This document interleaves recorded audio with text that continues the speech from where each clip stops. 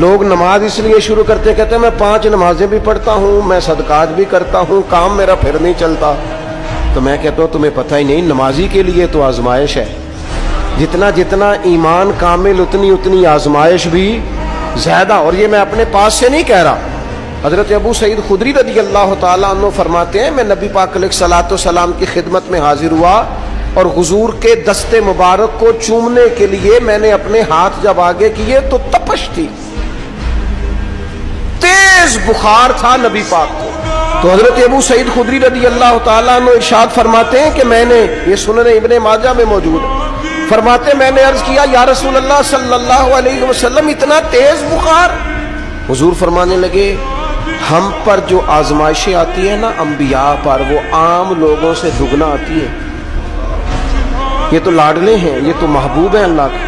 فرمایا عام لوگوں سے دگنی آزمائش آتی ہے، لیکن فرمایا ہمارا رب بڑا کریم ہے، ہمیں اجر بھی ڈبل ہی عطا کرتا ہے، ہمیں اجر بھی ڈبل ہی عطا کرتا ہے. تو حضرت ابو سعید خدری کہتے ہیں موقع اچھا تھا، میں نے ایک سوال بھی کر دیا. میں نے کہا یا رسول اللہ صلی اللہ علیہ وسلم بتائیے نا بھلا دنیا میں زیادہ آزمائشیں کن کو آتی ہیں؟ تو حضور فرمانے لگے سب سے زیادہ آزمائشیں اللہ کے انبیاء کو آتی ہیں، نبیوں کو آتی ہیں.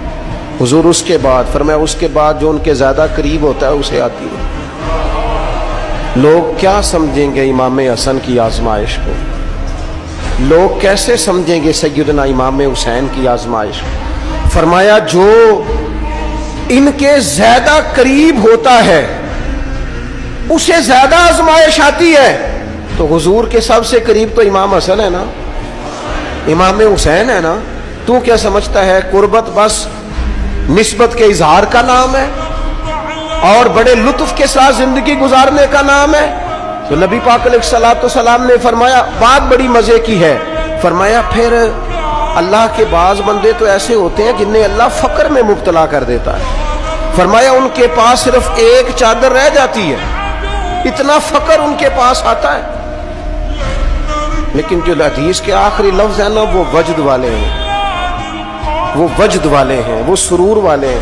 ہمارا یہ مزاج ہوتا ہے کہ میٹھا میٹھا کھا جاؤ اور ذرا کڑوا آ جائے تو سویرے بھی رو شام بھی رو، حال ہی کوئی نہیں، غریبی بڑی، پریشانی بڑی، حضرت صاحب گھر سے بیماری جاتی نہیں. اور جناب کیا بتائیں، بعض لوگ تو ایسے ہیں جن کی بات سن کے لگتا ہے زندگی میں کبھی سوئی ہی نہیں، اتنے بڑے بڑے دکھ سناتے ہیں. او خدا کی رحمت کا بھی تو ذکر کرنا، خدا نے جو تیرے اوپر انعامات کیے ان کا بھی تو ذکر کرنا، ان کا تذکرہ ہی نہیں کر رہا میرا بھائی. نبی پاک علیہ السلام نے فرمایا ان لوگوں پر دکھ آتے ہیں پر قربان ہونے کو جی چاہتا ہے ان لفظوں پر. حضور فرمانے لگے وہ رب کی طرف سے آنے والے دکھ پر بھی اس طرح راضی ہوتے ہیں جس طرح تم میں سے کوئی راحت ملنے پر راضی ہوتا ہے. سکون والی چیز ملنے پر جس طرح تم راضی ہوتے ہو اس طرح وہ دکھوں پر بھی راضی ہوتے ہیں. دکھ قبول محمد بخشا،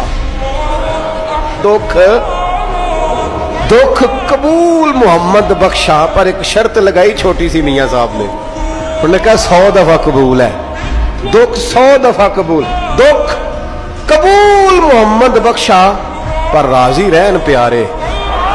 یہ شرط یہ ہے کہ تو راضی رہ، تو راضی رہ، دکھ قبول محمد بخشا، راضی رہن پیارے. اور حضرت سلطان صاحب کہنے لگے ایسا کیتی ہے جان حوالے رب دے، ایسا عشق کمایا ہے اسی مرن تو پہلو ہی مر گیا باہو تاں